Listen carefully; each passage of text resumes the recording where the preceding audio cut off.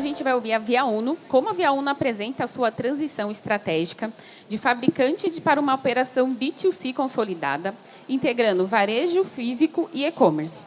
Em conversa com a Apple Max, são compartilhados os bastidores da construção de uma jornada fluida e orientada à experiência do cliente. O case destaca a integração entre brand, operação e meios de pagamento como alavancas de conversão e fidelização.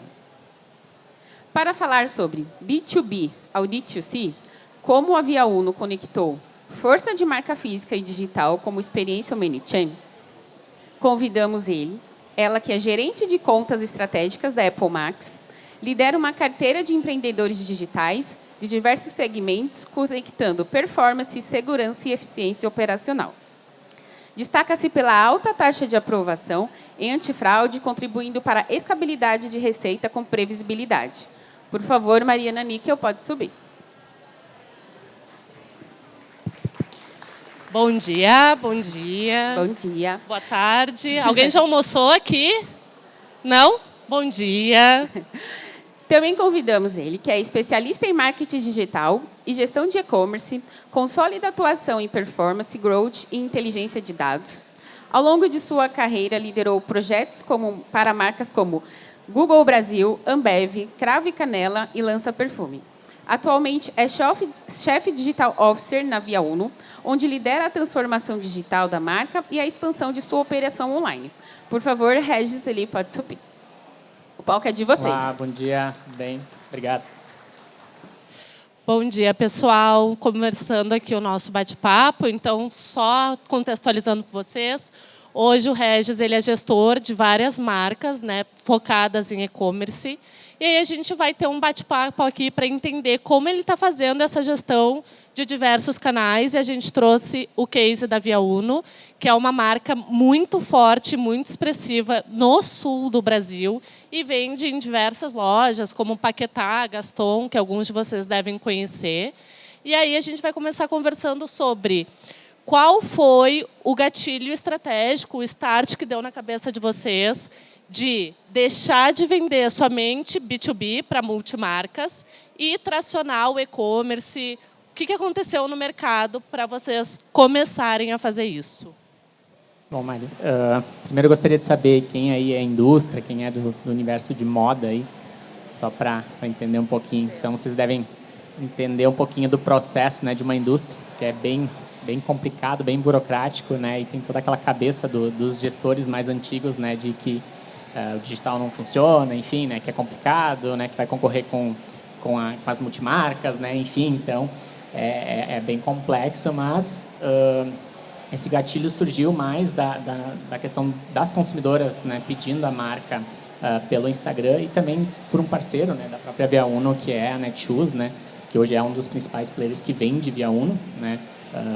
Estava comentando com a Mari, né, só agora para abril eles fizeram uma compra de 55 mil pares de bots para vender no marketplace, né. Então, só para ter uma ideia, é só um canal, né. Então a Via Uno é muito forte e tem essa oportunidade de crescer bastante no digital, e aí foi esse gatilho assim que trouxe, né, essa necessidade de começar a operar, né. Falando um pouquinho da Via Uno, ela já tem hoje várias lojas próprias, né, dentro de shoppings, enfim, outros locais, além de, claro, as multimarcas, que é, né, o grande carro-chefe aí de vendas. E como que vocês estão fazendo para gerenciar esse crescimento no e-commerce sem enfraquecer a loja física? Como que vocês estão balanceando isso? Então, foi criado um comitê para integrar todas as frentes, né, de vendas da marca, né, desde a parte de multimarcas, loja física. Então, para cada área tem um gestor específico. E isso tudo precisa andar junto, né? Todas as estratégias, todas as ações que a gente for fazer tem que acontecer da mesma forma em todos os canais. E, claro, a gente ter esse cuidado, principalmente questão de precificação, né? Para não concorrer diretamente com o lojista, né? Então, a gente montou esse comitê para começar a dar esse desenvolvimento, para não conflitar com nenhum canal. Então, todas as estratégias são pensadas nesse comitê, um comitê que se reúne toda semana para avaliar todos esses pontos. E a grande vantagem do digital, né, falando da própria marca, é que é o único canal onde a gente tem contato direto com o consumidor. Então, a gente consegue tirar insights, dados muito rápido para levar também para o lojista fazer teste de produto, né? Qual produto a gente entende que vai funcionar melhor ou não. Então, a gente acaba levando muito mais dados para o lojista, para o representante, né? Para o diretor comercial, para as lojas físicas, com o digital da marca. Boa, então, pelo que eu entendi, vocês estão utilizando do e-commerce também para fortalecer a loja física. Com certeza, com certeza. Principalmente para teste de produto, entender...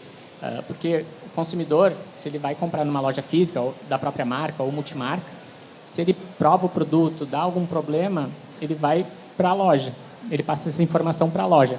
Às vezes, a loja passa esse retorno para o representante, que aí, às vezes, ele passa para a área de produto comercial da Via Uno. Agora, não. O e-commerce, o cliente comprou, testou um dia, né, deu algum problema, né, algum ponto de melhoria, é imediato. Né? No mesmo dia, ele vai contatar o nosso atendimento, ele vai passar o feedback e a gente já consegue reportar isso para a área, né, de desenvolvimento de produto. Então, com certeza, a gente consegue ter muita mais agilidade, tanto em teste de produto, como também identificar problemas em determinado produto. Né?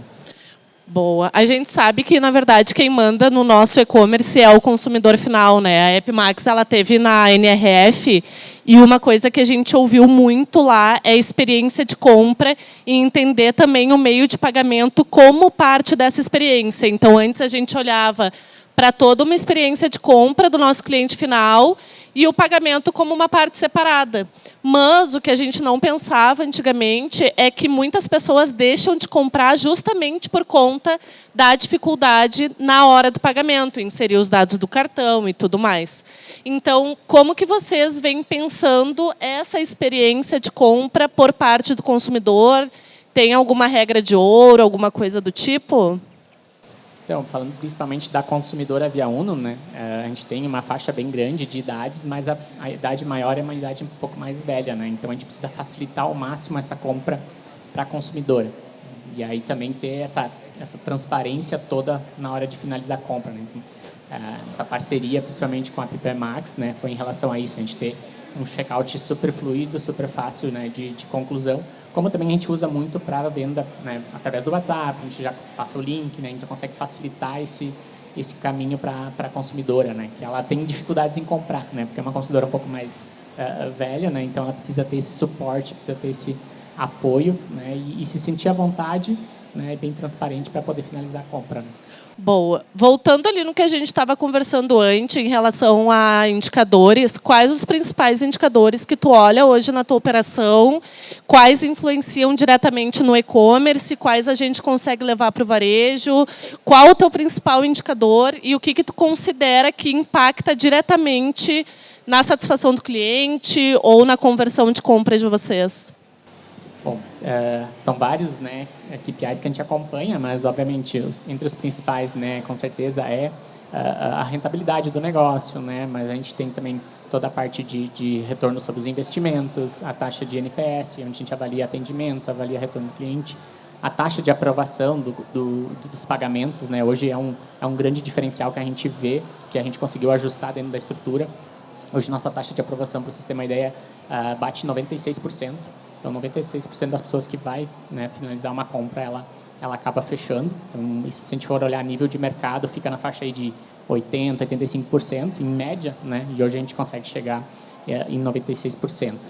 E aí, claro, toda a parte de LTV, enfim, que é importante para a gente entender, né, esse retorno. Então, são vários que a gente acompanha, mas acho que esse é um dos principais. Né? Puxando esse gancho em relação à taxa de aprovação, antigamente o mercado ele tinha muito uma visão em relação à taxa de processamento e taxa de parcelamento, então migrava de gateway por questão de taxa, né? Às vezes 0,2%, 0,3% a gente ia para o mais barato. Hoje o mercado está virando a visão muito em questão de taxa de aprovação. Por quê?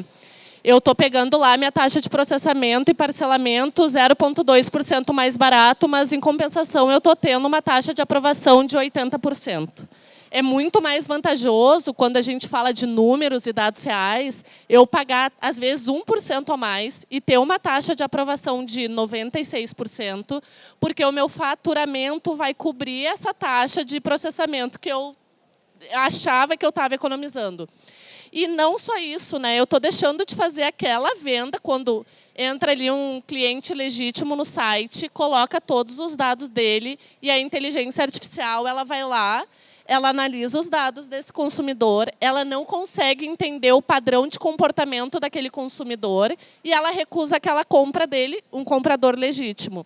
Nesse momento, a gente não está recusando só aquela compra. A gente está recusando aquela compra e todas as possíveis futuras compras que ele venha a ter, porque ele já teve uma experiência negativa ali no site. Então, a chance dele retornar é muito pequena. E hoje a gente consegue entregar uma relação de taxa de aprovação em 96%, justamente porque a gente olha muito para o consumidor, entende muito a necessidade desse consumidor e, principalmente, o padrão de compra desse consumidor. Como que vocês enxergam isso na operação de vocês? Assim? Isso foi até uma briga grande minha com eles, né, com a diretoria, porque, obviamente, o que eles vão olhar? A primeira coisa, né? Taxa do gateway de pagamento. Né? Então, o que tiver menor taxa, melhor. Mas não, né? São vários outros dados que são mega importantes para a gente analisar, né? Como a taxa de aprovação, o retorno desse cliente. Né? Então, todo esse processo ele é importante ser avaliado para definir qual gateway de pagamento eu vou atuar ou não. E hoje, né, a Papify Max nos ajuda muito nisso, né? Não só com isso, mas toda a análise de dados, né? Dashboards, BIs, enfim. A gente consegue analisar esses dados e tomar decisões mais assertivas. Né? Mudando um pouco de assunto, quando a gente fala de antifraude, esse é um tema que divide muito as pessoas que lidam com e-commerce, né? Porque quando a gente é muito permissivo no antifraude, a gente tem muitos chargebacks, que é uma dor de todas as pessoas do e-commerce, e quando a gente é muito restritivo, a gente acaba perdendo vendas por uma questão de segurança nossa. Qual frente vocês decidiram fazer com a Via Uno? O que faz mais sentido para vocês hoje e o que vem trazendo resultados para vocês hoje? Então, a Via Uno trabalha um ticket de vendas mais baixo, né? Não é um ticket de vendas muito alto, né? Não é um público, né, com mais compras durante, né, o tempo de vida de compra. Número de pedidos maior. Então, a gente avalia muito essa questão da taxa de aprovação, né? Porque, como tu comentaste, né? Cancelamos aquela compra dela, ela nunca mais volta. Né? Sendo que hoje a consumidora da Via Uno, ela volta muitas vezes. E, às vezes, até dentro do próprio mês, ela compra mais de uma vez. Então, esse é o ponto essencial assim, que a gente viu que estava dando problema antes, né? E hoje a gente conseguiu resolver, né? Principalmente com essa taxa de aprovação. Perfeito. Quando a gente fala de um mercado muito competitivo, a gente tem que ter o nosso diferencial, né? Seja produto, marca, experiência de compra. Onde que tu acha que está o diferencial da Via Uno? Vou dizer preço, né? Que é um produto... Qual que é o ticket médio de vocês? O ticket médio hoje é R$199. Tá? Esse é o ticket médio da marca, então não é um ticket tão alto. Porém, a gente foca muito na experiência. Então, esse cliente, mesmo que ele deixe um ticket menor, ele merece ter uma experiência incrível dentro do e-commerce, né? Então, desde a parte do atendimento, a parte, né, de usabilidade do site, a parte do pós, né, de entregar um produto bem feito, numa embalagem bonita, com uma cartinha escrita à mão, né, com um mimo especial. Então, a gente cuida muito dessa experiência. De novo, porque a gente sabe que essa cliente ela vai voltar várias vezes durante o ano, né?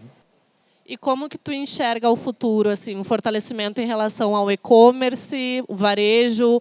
Quando a gente fortalece o e-commerce, a gente enfraquece a venda presencial, dá para balancear? A gente tem público para essas duas frentes?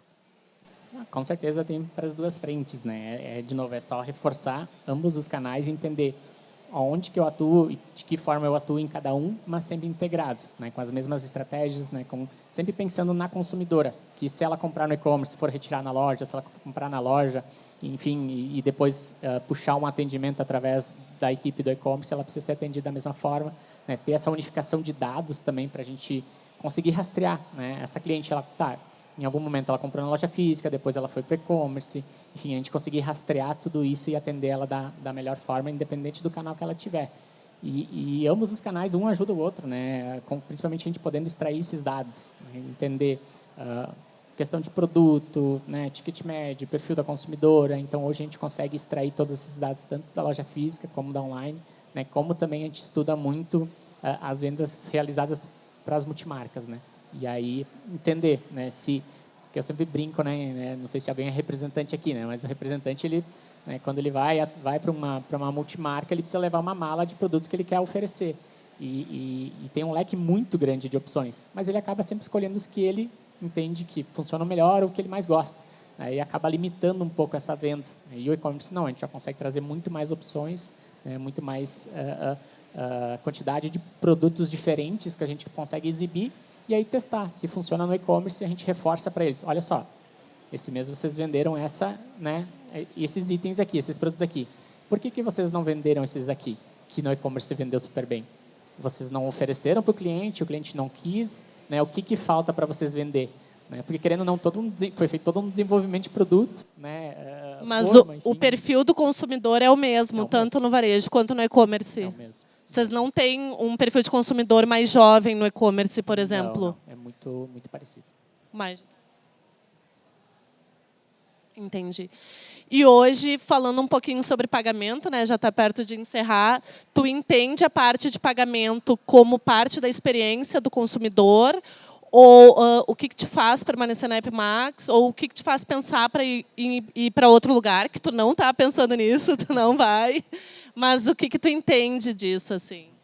Com certeza, a parte de pagamentos é fundamental, né? Porque a cliente ela acaba entendendo tudo como uma marca, né? Ela não entende que sistema, o que está por trás, né? Então, se um pedido é reprovado, né, ou cancelado, ou enfim, acontece alguma coisa, a primeira coisa que ela corre é para a reclamação, né? Reclame aqui, enfim. Ela precisa ter uma experiência, né, incrível e também, né, ter toda essa análise de dados antes dela finalizar a compra, né? A gente trabalhou com outro gateway que ele simplesmente cancelava até antes de entrar o pedido. Então, a gente nem entendia o que a cliente estava tentando, né, quais são os dados dela que ele estava tentando fazer. Né? E hoje não. A gente consegue ter essa fluidez, né, essa transparência e entender também bem os dados para ver como que está se comportando. Né? E quando o teu cliente final ele abandona um carrinho, tu tem uma equipe de pós-venda? Como que vocês atuam nisso? Recuperação? Bom, a gente a gente está estruturando melhor essa parte, né? Mas hoje a gente tem também essa parceria com a AppMax, onde já faz todo esse fluxo. Né? Né, enfim, vocês já entendem esse cliente, tem os dados dele, tem o histórico dele, não só de compra na Via Uno, mas de todos os outros, né, canais que vocês já veem. Então, né, o Regis ele tem um CPF, então os dados dele, né, independente de onde ele compra, eles estão ali. E vocês hoje, né, pela quantidade de transações que vocês já fazem, você já tem essa informação.